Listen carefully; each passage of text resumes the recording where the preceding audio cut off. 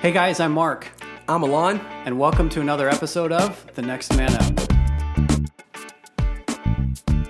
Welcome, listeners, to another episode of this Next Man Up podcast. We're so glad that you have chosen to spend some time with us and let us spend some time with you.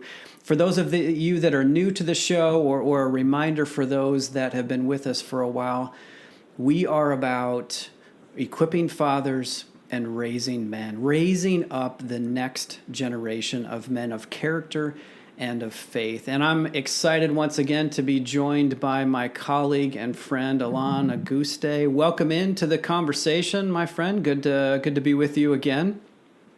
Oh, dude, always good to be with you, as always. You know, it'd be weird if one time one of us was like, no, I'm not happy to be with you. that would be so interesting. That would drive up the ratings. we could have a little fun. Like, you know this, and our faithful listeners know this. We don't often disagree. So maybe at some point we need to tee up a topic where you and I can actually argue and come at it from different sides. But that's... Oh, totally. It would be like First Take on ESPN where they're like, okay, I'm going to root for Dallas and you're going to root for New England. All right, here's my points. Sometimes I think maybe if we have any listeners that have some inside knowledge to shows like that, I think that they intentionally take different sides just for discussion and debate and the conflict, right? Yeah, because I'll catch people. I'm not going to name it. I'll catch like certain commentators like going backwards on what they've said like months before. Yeah. This team can't. This team's not great, or this team can't, or this person. I don't like them. And then like months later, it's like I love this person. like this team is the greatest, and it makes me think, wow, someone must have switched your cue card by accident because you straight hated this person a few weeks ago. Yeah, exactly. It's a plausible theory for sure. I don't know if it's for sure true, but it sure does seem like at times positions are taken just simply to create some debate. Yeah. So I don't know. Maybe we should try it sometime. Yeah. All right, let's do it someday. Well, dude, you know what's coming today, and as you can imagine, I'm pretty excited about what we're going to get into today.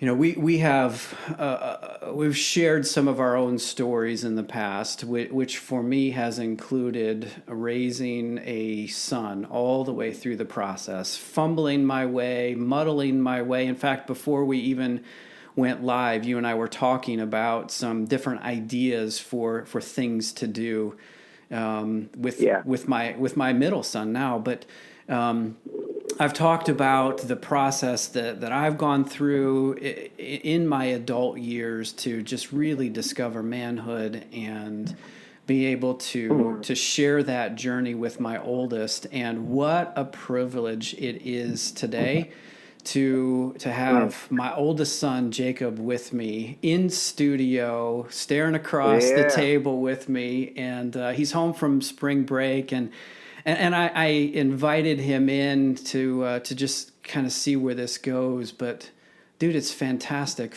to have you with us. Yeah, Dad, Alen, thanks for letting me be here. It's been really good to be back home for spring break. And, I'm excited to talk about this.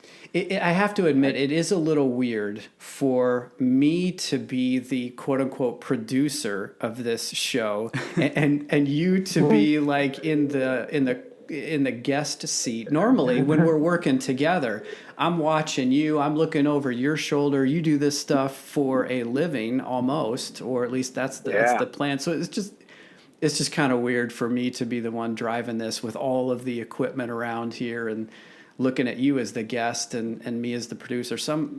Actually, you know what it is? I had a good teacher. You were my teacher. I would not have been able to be doing this if you had not taught me well. So kudos, thank you. No, you're doing a great job. From a fellow producer. The truth. This looks good. You're doing good. The setup looks impressive, right? At least, it kind of looks like I know what I'm doing. It does. This is great. Yeah, so it is like I said, it's a real pleasure to have you with us. And, I was hoping that over the course of the next several minutes, we could just get a glimpse into what it's been like for you.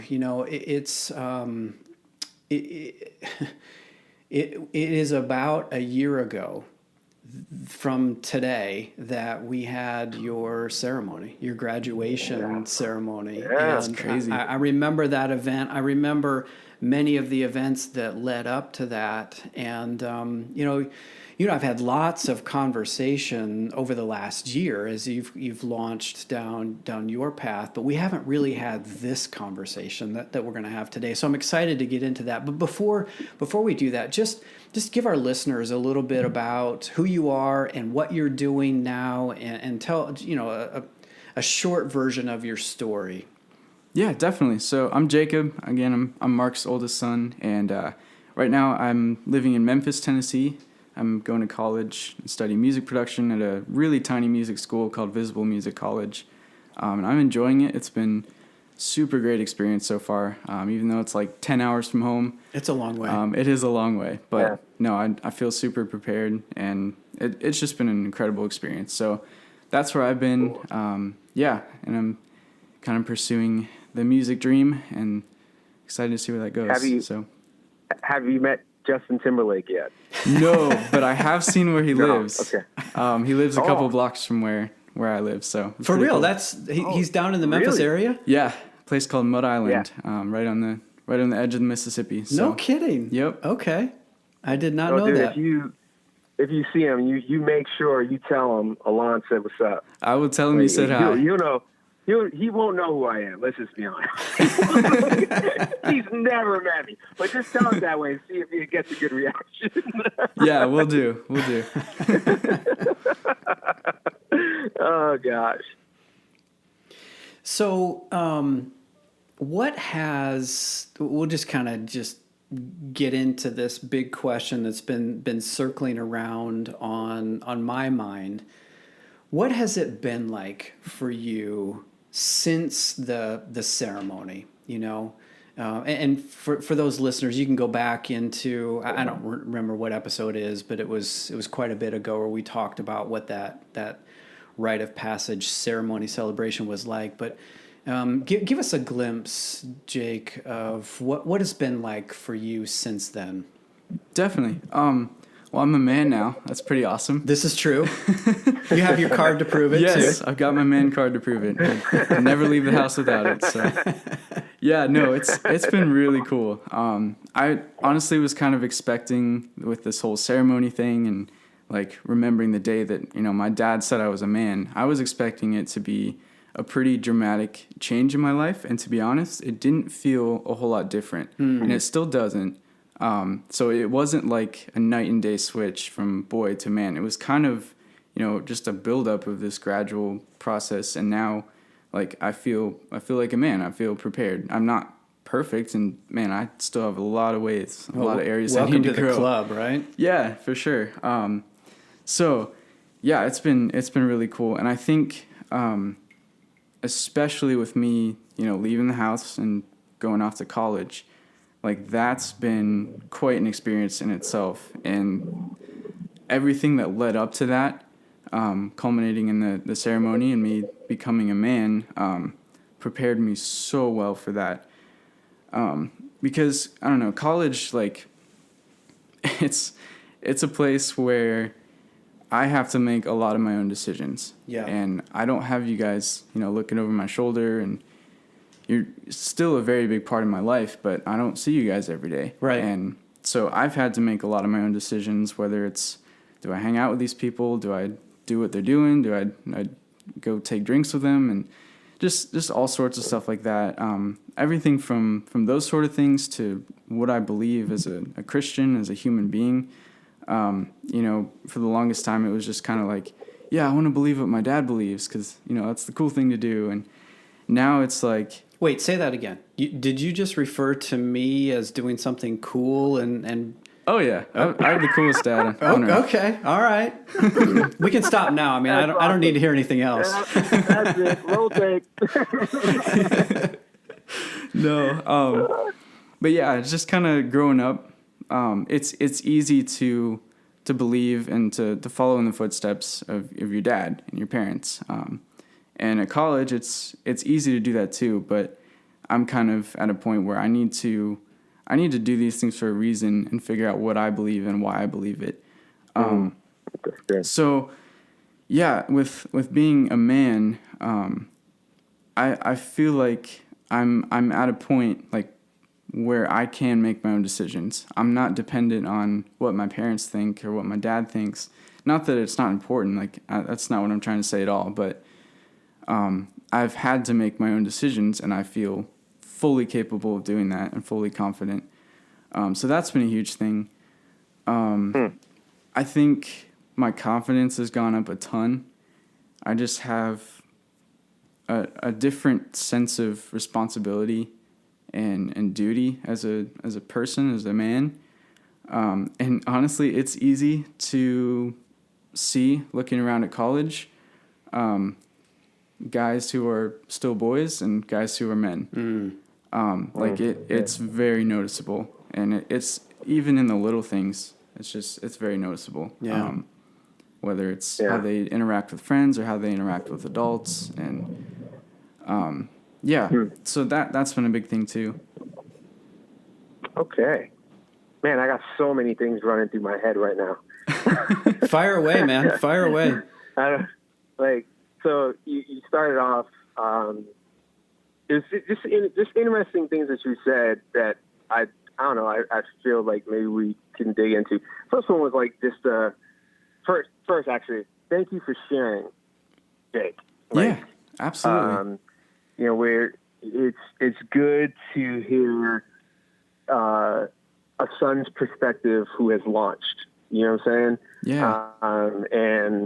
And like, look, us older folks, we could talk till we're blue in the face, but for those who are in your shoes or younger, like we need to hear from you. Yeah, we need to know what you think and how you feel and what you're going through in this whole thing of becoming and crossing the threshold of a man. So thank you. Hats off to you for being brave and sharing, being real. So the first thing that comes to mind is you said something like it wasn't a dramatic like change for you, like from the ceremony and whatnot. I'm curious as to why that was, and I have my own thoughts, but this is not my life; it's yours, right? So, yeah. like, what was it for you? Why wasn't it so dramatic? Do you think? Yeah, that's a good question. I think it's similar to a birthday where you turn like a new age and it doesn't feel like it, and you catch yourself like when I turned 19, I still said I was 18 for about a month. Yeah. So it takes a little bit of time, I think, for it to set in. And I think where being called a man really makes an impact in my life is when I'm having moments of doubt. And when my dad said that I was a man, like I had no doubt. I was like shocked, but I had no doubt, and I felt like, I was a part of the club. And I think where it's made the most impact and meant the most to me is when I'm feeling like I'm not a part of the club. And it took a while for that to happen, and I can't really think of a moment off the top of my head, but there's been times where I feel like a kid again, and it's kind of like, no, I'm a man now, like I got this. And I've got people behind me that are supporting me, so yeah, that would be how I would explain that, I think. That's a great analogy of because everybody gets the whole birthday thing. Today I'm 45. Tomorrow I'm 46. Like what does one day make? But the point that you're making is interesting because it was one of my goals all along in accomplishing this, is that when you have those moments of doubt or when you wonder or when somebody challenges you, with a different perspective or whatever.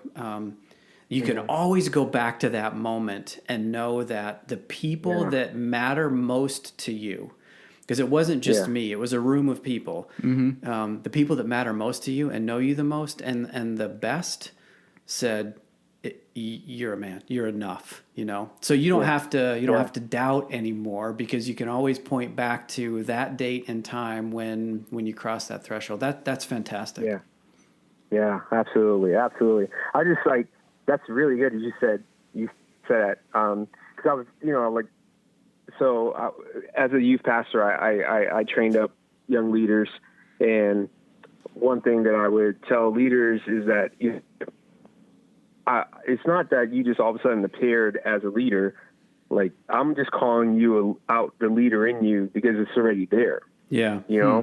And there's a sense I tell students, Mr. Alen didn't just come up from under a rock. You as a man, Jake, didn't come up from under a rock. There was things instilled in you, and choices that you made, and directions that were went, and people that were there to back you up, like you said, to the point where all your dad had to do was turn and look at you and just confirm what's already there. You're a man. You know what I mean? I like that. That's a pretty powerful moment, and I can see how it cannot, and it's not exactly what you just said, but it's what was running in my head. I can see how it cannot be dramatic at the moment, because it's like, oh, well, yeah, I am. Yeah. Yeah. I am a man. But then not hit you till later. Oh yeah, that's right, I am a man. You know what I mean? There's this emphasis that comes out of it when you see what your dad already called out as true. You know what I mean?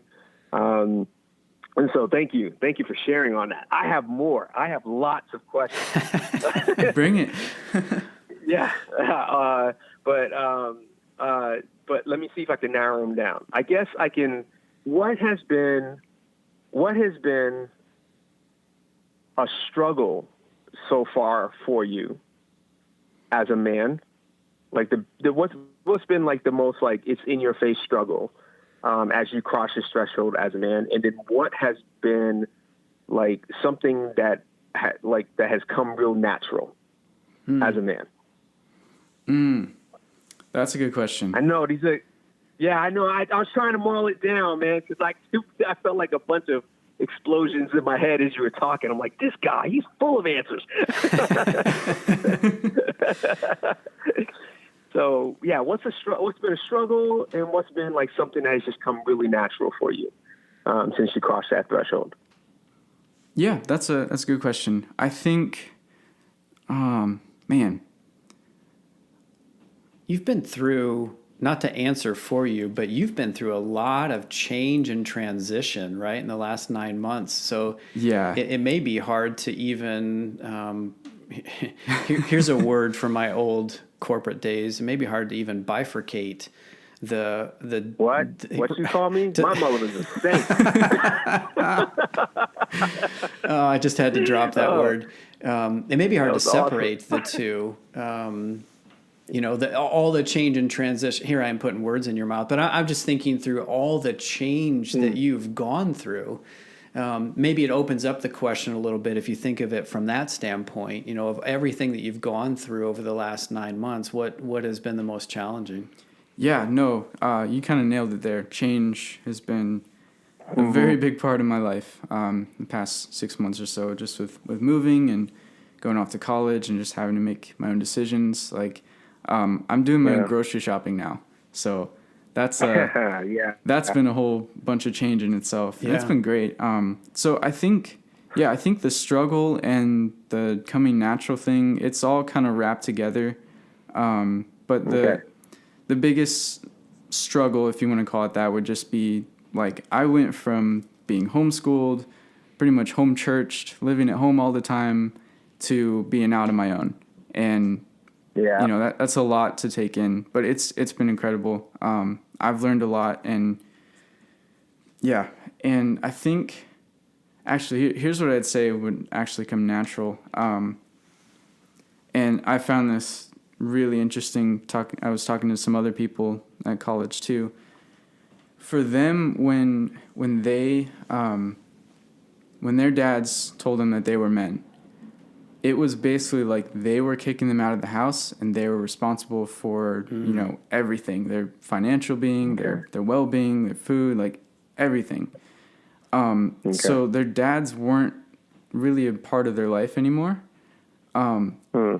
And one thing that's come really natural for me is to ask for help. Like, I call you all the time, Dad. Yeah. And it's not because I'm dependent on you, but it's because, I have a question and I know you got an answer, or you're going to help me find an answer. So that's been a huge help for me, and something that's come pretty natural. And I'm super thankful for that. That when I run into a problem, I can call my dad. Yeah. So that's been pretty cool. It's interesting because that's funny. Oh, I'm sorry. Ahead. No, okay. Yeah. So go ahead. I'll be brief. Don't forget your thought. From my standpoint, the relationship progression and evolution made it very easy. Made it easier for me to transition from the traditional parental role to more of the friend/advisor as you launched off on your own.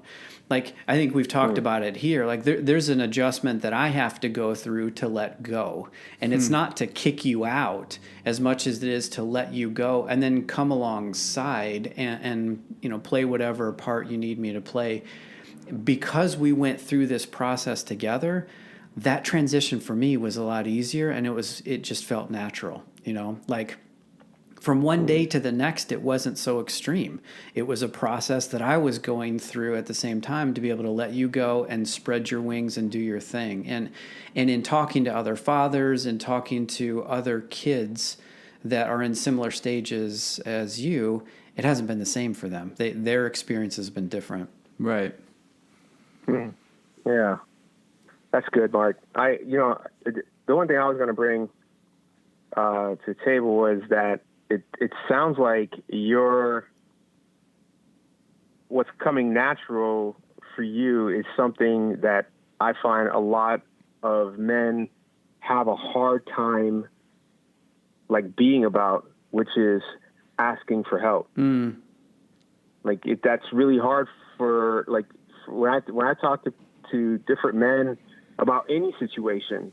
It's like, well, how come you didn't ask for help? Or like, how come you didn't seek out support? Or I could do it on my own. Or nah, man, that's weak. There's this stigmatism around asking for help. Yeah, because it's perceived as weakness, right? Yeah, it's perceived as weakness. And there's a deeper stigmatism about asking your father for help. That's like going on, and if this is one of the reasons of many, millions of reasons of why it's so important, fathers, if you're listening, it's to really try to have like a bridge of relationship to walk across between you and your son, because like he's going to need help. And one person that he could turn to is us as fathers. We our sons should be able to turn to us. And I'm not saying every relationship is perfect. Oh my gosh, my son will tell you, me and my dad, we can butt heads. He would tell you if he was on. I'm not saying it's not about not butting heads and being in a perfect, cherubim world, playing harps. I'm saying like to have open doors.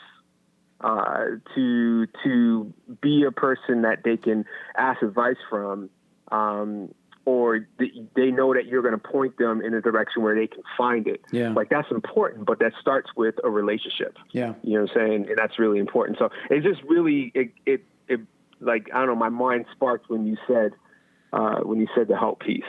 I got so many more, but keep going. Yeah. Okay. Last one. And then, maybe we can have you back on. Yeah. There we go. So, you mentioned, man, which one do I grab? Okay, here's this one. You mentioned about like, you could tell the boys from the men that you're hanging out with. And that intrigues me, because like, I'm wondering like, what is your definition of being a man? And then like, I'm also wondering like, wow, how can we reach like those boys, or, you know what I mean? Like, how can someone young like you reach the boys who are young like you? And like, how can we as the older generation reach those boys? Because we don't want those boys still being boys right now. And we definitely don't want them being boys when they're 50 years old. Yeah. Yeah. You know what I'm saying? And so, I guess that's a lot of questions in that, but like, what's your definition of a man? And if you want, you can go into all that other stuff if you want. Yeah, that's a great question. And if I'm being honest, like I'm still working on my definition of a man. But no, I think it is wrapped around, there's four main like qualities and character traits that our family, my dad has really raised me up with, and kind of looking towards those things, and it's I can't remember the order, but it's faith, love, courage, and honor. And even within those things, there's a lot of definitions and a lot of expressions of them, but I think those four things really show when you have them. So it's kind of hard to put a finger on like what exactly sets apart boys from men, but in my experience, like looking around at college, a lot of the people, the guys that I would consider not men, they seem to be there and kind of live their life without a whole lot of purpose, and a whole lot of respect for other people. And that's, I don't know, that's just a small part of being a man, but it is a big part too. Honoring like your friends and honoring your parents and honoring especially your teachers and your professors there. I think that shows a lot. What was your second question? I guess like, the second part of it, I'm sorry, man. I threw a lot at you right there. No. You're good. I apologize, but it was, cause like there's my thought is, well, how do you reach them? Because I'm wondering, and here's what I mean by that, because like what a tightrope you have to walk, right? You don't want to judge but you want to help be like a guider of your generation. You know what I'm saying? And people are coming from all sorts of backgrounds and whatever. And it's like, it seems like some crazy waters to navigate, but what can you do to reach, people like males who are still like acting like boys, but yet they're your age where you've crossed the threshold into man. Yeah. Like, how do you reach them? Like, how do you bring them up without bringing them down? Yeah. I know it's Okay. a huge question. So you realize that when we have guests on the show, it's because they have an expertise, and so the expectation here is that you have all the answers, right? I'm joking. I'm joking. No, this is it's a big question, and I think maybe another way to say it is, what's your take? What are some things or some ideas that might make a difference for those that haven't experienced what you've been able to experience?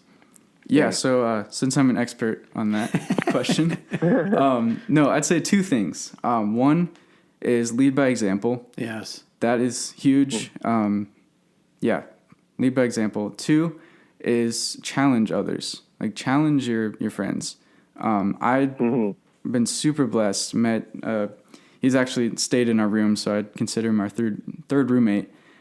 This guy at college named David, and he is just one of the most courageous guys you'll ever meet. Like super on fire for God. He challenged his entire school system in Arizona and the government out there, just so that he could allow Bible club in his school. And it was like this whole deal that made national news. And he's like a modern day David from David and Goliath, like that sort of character. But one of the things I really appreciate about him is he has challenged me so much, whether it's in my faith or my relationships or anything. Like he kind of sat me down and got me out of a relationship with this girl that was kind of going a different direction than what was probably best, and helped me see some things and just challenged me through that. He's challenged me in my faith and just helped me to step out of my comfort zone. Like I'm leading worship at a church with him now. And that's something, even though I'm into music, leading worship is something I never thought I'd be doing. And just the whole process of growth and challenge, and he's been there pretty much every step of the way. So he's kind of showed me like a different way to also help people grow, and that's just to challenge them. And not in a way, like you said, that brings them down, but a way that maybe shows them how they can step up. Yeah. Just ask hard questions and look for the truth. And so that's what I'd say, those two things. Yeah. Okay, that's good. I like that, man, because we spend a lot of time on in this context talking about doing things together, being in community, not just with your own family or your children, but with other dads, with other men. You know, that this isn't intended to be done alone. Even the language that I used with you during the process, you know, especially during the ceremony, was welcome to the community. You know, take your place. It's not like, okay, now you're on your own, go figure it out. It's you're a part of a broader community, and I really like the idea that you're sharing of having some people around you and being that person for others that can represent that challenge, right? That Proverbs, iron sharpening iron, right? Yeah. We make each other better together, and it's a lot of what we're about here, asking challenging questions, even if we don't have all the answers or even some of the answers, just asking challenging questions and really, really helping people to grow. That's cool. Yeah. Man, I appreciate you, Jay. Thank you. Absolutely. Thank you for having me. Being on with us today. Yeah, absolutely. This is. I'm glad you had some good questions, Alen, because I could be biased and am biased. But like I said at the beginning, it's an honor and it's a privilege to have you here, to see the man that you have become, how you've owned it. You know, part of my responsibility was to give you the tools and the ability to step in, and then it's up to you, and you've owned it. And, you know, as you said, you're not there, neither are we. We're just a little further down the path. We have a little more experiences under our belt. But the whole point of that declaration wasn't to say you've arrived at the destination, but you're now in the community of men, and it's time for you to rise up and to take your place. And to see you do that, man, it makes me proud. And you should be proud of the man that you are, and the person, the human, the man that you're becoming. And so to have you on to share this medium with you it's a real honor. And, you know, I like Alan's suggestion. Maybe we'll have you back sometime when you can fit us into your busy schedule. Yeah. Thanks, Dad. Let's do it. Yeah. That's cool. All right, Alen, as always, it's a pleasure to be with you, and already looking forward to the next one. Yeah, absolute, man. Always. Peace out, people. Thank you for listening. All right. Adios.